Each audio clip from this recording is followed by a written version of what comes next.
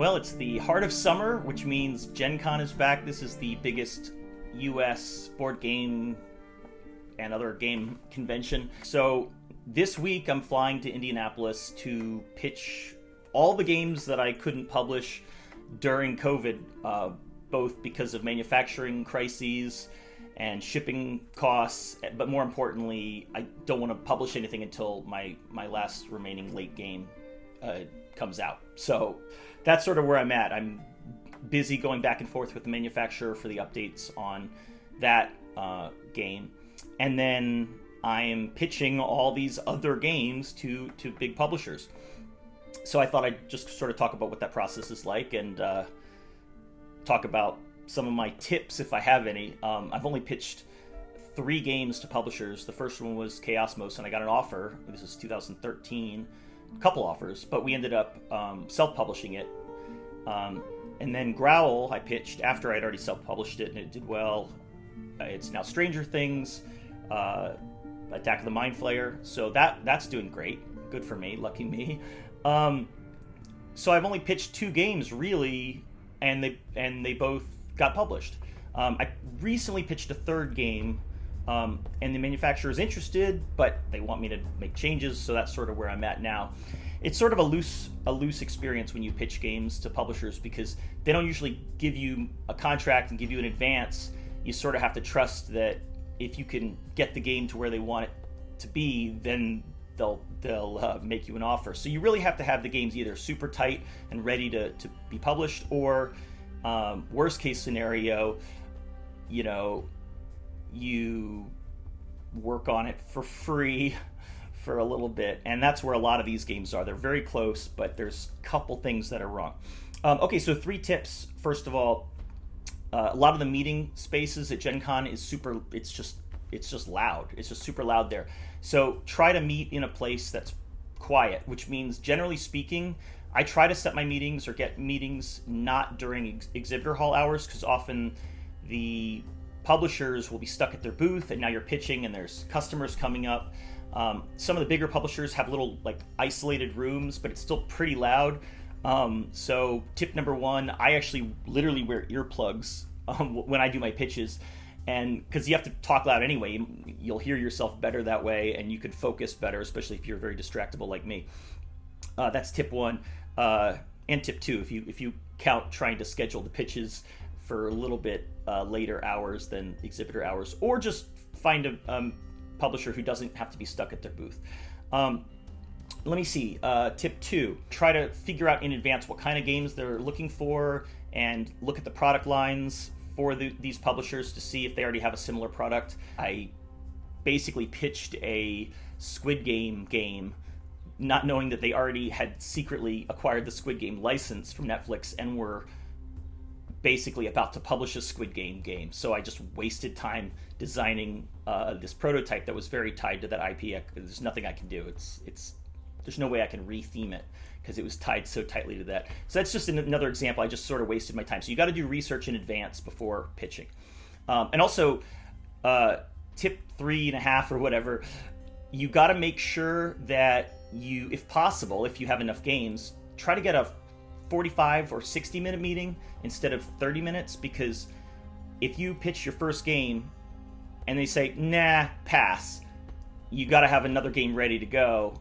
And if they like the first game, you still want to make sure you have time to pitch the second game. I discovered the same thing in Hollywood. If you're pitching a project, you say, okay, well, it's a documentary about, and they say, we don't want documentaries. What else you got?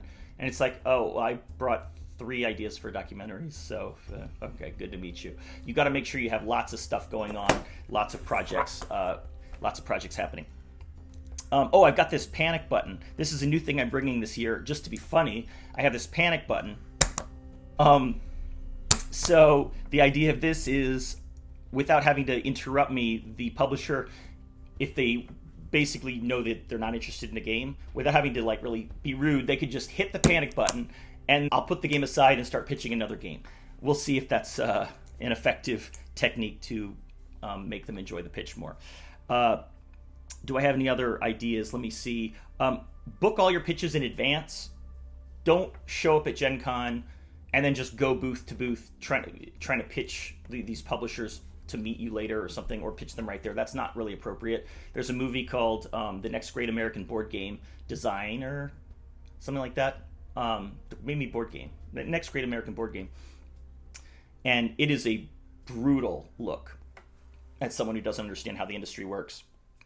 Pretty amazing experience. But the reason publishers don't like that is they've spent literally thousands of dollars, sometimes $3, $5, or even $10,000, $15,000 for these booths.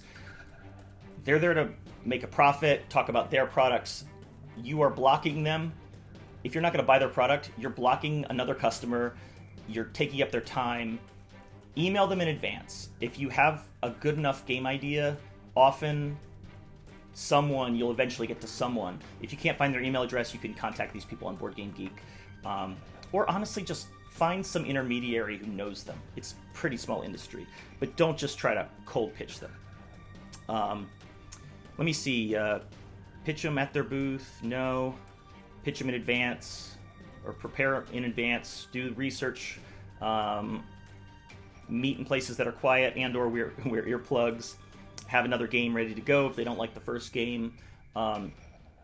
Don't make them sign an NDA. These are professionals, okay? They're not going to steal your idea. Why would they steal your idea? Nobody makes money in the industry anyway, so why wouldn't they just get your game for not that much money and then publish that? There's no reason to redevelop like some sort of rival game. And also, NDAs, it's very rare that it works in this industry unless it's related to a video game or something that's really big, and there's specific rules that govern video games that protect those game mechanics a little bit better than board game mechanics anyway. So don't try to make them sign a non-disclosure agreement. It's just kind of offensive, honestly, to the publishers.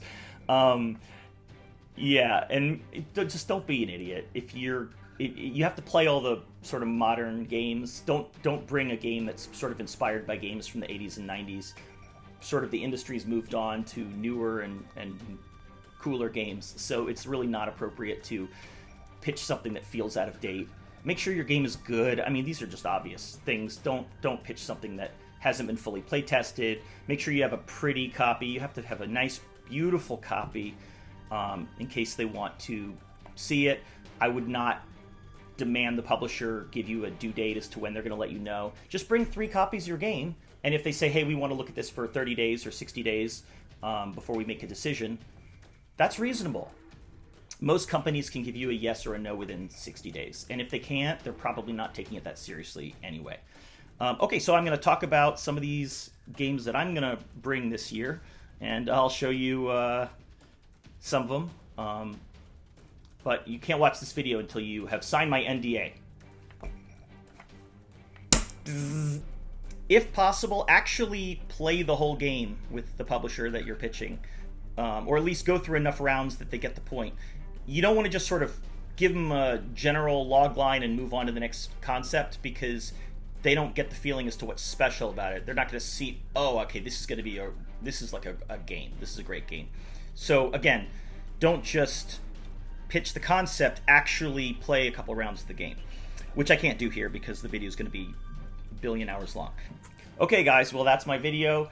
If you have any questions, leave a comment below or message me on Board Game Geek. I think I'm at Cannibal Kid, or send me an email. I think it's vigorgames@gmail.com, VIGOUR games@gmail.com.